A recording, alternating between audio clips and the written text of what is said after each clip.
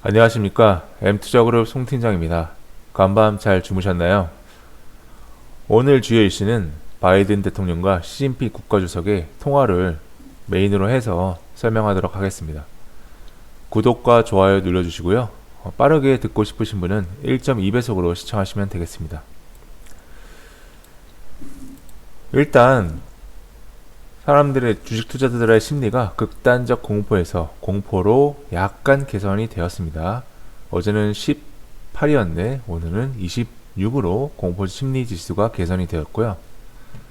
전반적으로 미국 증시는 상승으로 마감하였습니다.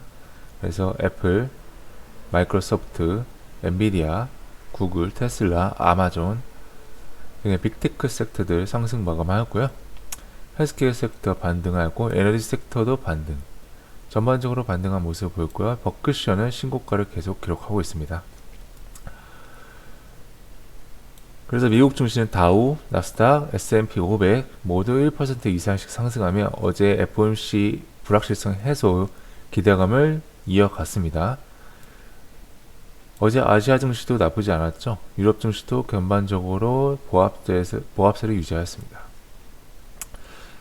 유가는 어제는 한국 기준으로 마감하였다가 오늘 미국 시장에서는 반등 8% 이상 상승을 하였고요. 전반적으로 미국의 달러 지표는 약화되고 있습니다. 그래서 뉴스 플로우를 확인해 보면요. 우선 백악관에서 바이든 대통령과 시진핑 국가주석이 오늘 미국 시간으로 18일 통화를 할 예정이라고 하네요. 그래서 우크라이나 사태 이후 첫 접촉입니다. 그래서 어떤 결과가 나올지는 알 수가 없고요. 러시아에서 이제 달러 채권 이자를 지급했다고 합니다. 시티은행이 대리를 했다고 하고요. 시티은행이 대리를 했다는 거 확인을 했으니까 전반적으로 그래도 러시아가 뭔가 보여주네 라는 것을 보여주고 있죠. 물론 아직 갚아야 될 돈은 많습니다. 영국 중앙은행은 이제 미국 따라서 미국 기준금리를 0.25% 인상했습니다. 그리고 주간 실업보험 청구가 21만 4천 명으로 월가 예상치의 하위 수준이 나왔어요. 이는 나름 경제지표의 긍정적 지표죠. 그만큼 실업이 적다라는 뜻이고요. 결국에는 파월이 얘기했던 고용이 타이트하다라는 것을 반증하는 데이터이기 때문에 뉴욕 증시에서 나스닥은 3일째 랠리를 하였습니다. 하지만 이제 여러가지 부정적 전망은 유효합니다. 왜냐하면은 어제 FOMC 점도표에서 보셨듯이 장기적으로는 결국에는 금리가 하향될 것이다. 그렇게 높이 상승하지 못할 것이다. 라는 게 우세적인 전망이라고 말씀을 드렸죠. 그래서 로젠버그 이사는 이제 올해 여름에 미국의 경기 침체가 올 것이고 부동산 주가 하락을 대비해야 된다. 라고 말씀을 했는데 이제 미국이 지난해 집값 급등해서 주택 평가액이 굉장히 증가해서 글로스도 웃도었다고 하죠. 그래서 이제 베이비붐 세대가 많이 은퇴를 해서 이제 주식이 아니면 부동산 이런 것들로 굉장히 많이 하고 있다고 합니다. 고용으로 돌아오지 않고 있습니다. 이런 부분이 현재 소비 지표에 굉장히 영향을 끼치고 있고요. 그래서 현재 연준 의원들이 장기적으로 봤을 때 경기가 그렇게 좋지 않을 것이다 라고 말을 하고 있는 것입니다. 중국은 이제 18일부터 선전의 일부를 코로나 봉쇄로부터 해제한다고 합니다. 그래서 현재 폭스콘 일부 공장은 돌아가고 있고요. 국제 지정학은 다시 쓰여지고 있죠. 그래서 인도가 러시아와 현재 여전히 결제를 하고 있습니다. 그래서 루블을 결제로 해서 러시아의 원유를 수입하고 있는데 러시아로서는 어차피 못 팔 원유를 중국이나 인도로 결제를 하고 있죠. 인도는 이것을 하고 있는데 인도는 미국이 왜 허용해주고 있느냐, 결국 인도의 몸값이 올라갔기 때문입니다. 중국 견제를 위해서는 인도의 행위를 봐줄 수밖에 없는 것이고요. 그래서 오늘의 우크라이나는 내일의 대만일까라는 기사가 있고요. 워렌 버핏이 옥시덴탈 페트롤리움을 추가적으로 또 인수했습니다. 그래서 옥시덴탈 페트롤리움을 완전히 인수하는가에 대한 뉴스가 나왔고요. 유럽에서는 이제 델타크론, 스텔스 오미크론 이것이 다시 확산되고 있어서 그동안 감소 추세로 이어왔던 코로나 확진 추세가 다시 상승 추세로 전환이 되었습니다. 물론 얼마나 상승할지는 알 수 없고요. 좀 더 지켜를 봐야 됐고요. 유럽의 탈러시아는 가속화되고 있다고 합니다. 그래서 독일과 노르웨이 수소의 파이프라인 건설을 논의하고 있다고 하고요. 니케이 가격은 이제 거래가 재개되는데 5% 하한가를 다시 한번 기록해서 거래가 일시 중단되었고, 현재 거래가 그 거래한 것은 취소되었다고 하네요. 여전히 원자재 시장은 아주 요지경입니다. 그래서 풀어서 설명드리겠습니다. 미국은 이제 밤 사이에 경제 지표가 좋다고 말씀드렸죠. 여기서 파월 의장의 발언, 경기 침체는 없다를 지지해주는 지표였습니다. 그래서 전반적으로 반등 지속 마감하였고요. 러시아의 달러 이자 지급 확인과 바이든 시진핑 정상 간의 통화가 예정되었다는 소식은 이제 전반적인 매크로 부분에서 신뢰를 개선하는 효과를 주었죠. 유가가 8% 이상 반등하였습니다. 하지만 이제 150달러까지 반등할지는 여전히 미지수이기 때문에, 왜냐면 150달러 이상까지 갔다는 거 아무래도 좀 과잉 수급이 올렸다는 전망 분석이 많았죠. 그래서 시장은 초반 겁을 내었지만 결국 미국의 경제를 보는 것에 집중을 했다고 볼 수 있습니다. 그래서 워렌 버핏의 매수한 옥시덴탈을 8% 이상 상승하였고요. 버크셔 주가도 2% 이상 상승해서 신고가를 기록했습니다. 버크셔는 자사주 매입도 진행 중이기 때문에 여전히 상승 모멘텀이 있다고 볼 수 있습니다. 그래서 오늘 양 정상의 통화가 뭔가 있을까? 일단 없을 거라는 게 전반적 예상을 해야 됩니다. 그래서 드라마틱한 결과를 나올 것이라는 거 예상하기 어렵지만 나온다면 호재가 분명하고요. 미중 경제전쟁은 여전히 진행 중이라는 점 고려하셔야 됩니다. 그리고 최근 미국과 중국 사이에서 간보기를 하고 있는 사우디, 달러를 이제 위안으로 결제를 하겠다라고 밝혔던 사우디를 이제 블링컨 국무장관이 다음 주에 방문할 예정이고요. 이제 UAE도 동반 방문해서 유가의 원유의 지정학적 이제 결정에서 어떤 결과가 나올지 좀 지켜보셔야겠습니다. 어쨌든 어제 불확실성 해소라고 관점을 말씀드렸고요. 이로 인해 테슬라 등의 성장 섹터도 상승 이어갔죠. 로블로스도 7% 이상 상승 나왔고, 우리나라 어제 메타버스 관련 주들도 상승이 나왔죠.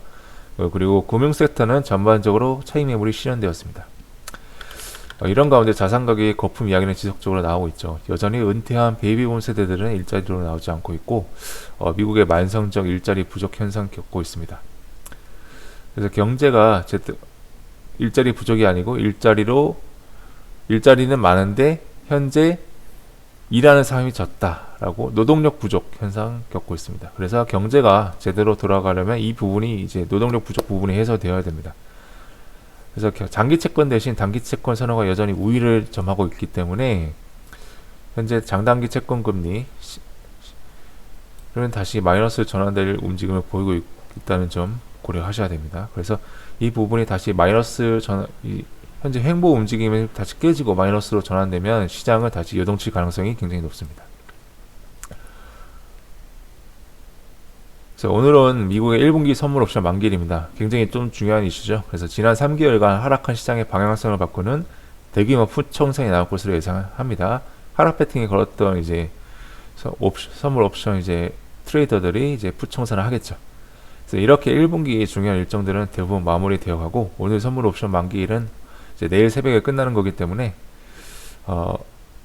어쨌든 끝날 이슈라는 점도 고려를 하셔야 됩니다. 그래서 전날 우리 시장은 불확실성 해소 모멘텀으로 로봇, 메타버스 등의 성장 테마 위주로 상승이 나왔죠. 그래서 오늘 장 초반도 분위기가 좋을 것으로 예상합니다만, 이제 미국 선물 옵션 만기일이 어떻게 이제 방향성이 나올 것이라는 걸 알 수가 없기 때문에 이제 불확실성 회피 성향 및 차익 매물 실현, 그리고 금요일이라는 점도 반영이 돼서 잔잔한 흐름을 예상합니다. 하지만 결국에는 토요일날 새벽에 끝날 이슈라는 점은 분명하고요. 국외의 불확실성 개선하고 시장은 저울종한장 같다. 하지만 이제 장기 투자자는 밸런스를 조정하고 트레이드는 안정을 추구해야 된다는 점 명심하셔야겠습니다. 분명히 지난 기간은 매수를 해야 될 자리는 분명했으나 그럼에도 불구하고 안정을 추구해야 된다는 건 변함이 없습니다. 그래서 여전히 시장을 예측 불가능으로 보고 있고요. 리오프닝 반도체 전기차, 2차전지 로봇, 메타버스 게임, CBDC, NFT 이런 섹터들은 성장 섹터로 보셔야 되고, 원자력 건설, 건자재, 빅데이터, 원격 출력 이 부분은 성장 및 정책주로 보셔야 되겠습니다. 그리고 방산, 조선 원자재, 석유가스 사료, 비료 이 부분은 아무래도 이제 지정학적 불확실성이 지속된다라는 점을 관점에서 보셔야 되는 섹터입니다. 그래서 필라델피아 반도체는 소폭 상승해서 마감하였고요. 비트코인, 이더리움 모두 전반적으로는 플러스 상태를 유지하고 있습니다. 기타 이슈를 보겠습니다. 테슬라가 나흘 만에 또 차값을 인상했어요. 국내 차값이 3에서 400만원 정도 또 인상했다고 합니다. 현재 차값이 굉장히 비싸고 신차가 제대로 나오지 않는 상황이죠. 반도체 부족 현상 때문에. 이 와중에 이제 정부는 대기업의 중고차 시장 진출을 허용했습니다. 이로 인해서 이제 대기업의 중고차 시장을 담당하고 있는 현대 계열의 자동차는 현대기아 그룹의 자동차 계열은 현대글로비스와 오토엔이죠. 그리고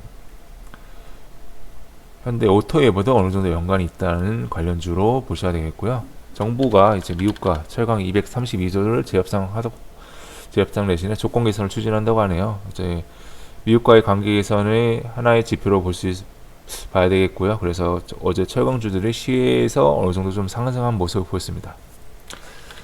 스타컴에 멤버십을 도입한다고 하네요. 그래서 스타벅스라든지 뭐 이마트, 스타필드 뭐 이런 걸 다 연계해서 이런 멤버십을 출시한다고 하는데 어떻게 될지 모르겠고요. 그 다음에 삼성 SDI 최은혜 사장이 스텔란티스 합작에 미국의 자체 공장도 검토하고 있다고 합니다. 그리고 김상현 호반건설 회장이 검찰에 고발되었다는 소식이죠. 그래서 오늘의 일정으로는 미국의 선물 옵션 만기일 예정되어 있고요. 어제 말씀드렸던 로봇주 중인 유일 로보티스가 코스닥 신규 상장 예정입니다. 유일 에너테크의 자회사입니다. 그리고 내일 다음 주 월요일 일정으로는 중국의 3월 대출금리가 발표할 예정입니다. 이 3월 대출 우대 금리가 만약에 인하가 된다면 중국은 부동산 시장을 살리겠다라는 의지를 보였다는 것으로 해석하시면 되겠습니다. 그래서 중국이 이번에 양해를 통해서 내수와 부동산 시장을 다시 살려내겠다라고 어느 정도 시그널을 보였죠. 그래서 이 대출 우대금리 발표를 좀 주목을 하셔야겠고요. 다음 주 일본 증시는 춘분으로 휴장 예정입니다. 그리고 엔비디아의 AI 컨퍼런스가 예정되어 있기 때문에 AI 관련주들을 좀 보셔야겠는데 국내에 정책 테마로서 인공지능도 포함되어 있기 때문에 이런 빅데이터 인공지능도 포함되어 있기 때문에 이 부분의 테마주들이 상승할지 좀 보셔야겠습니다. 네, 오늘도 성공 투자하시길 바라겠고요. 오늘 성공 투자하시고 주말 잘 보내시고 다음 주에 뵙도록 하겠습니다. 구독과 좋아요 누르시기 바라겠습니다. 감사합니다.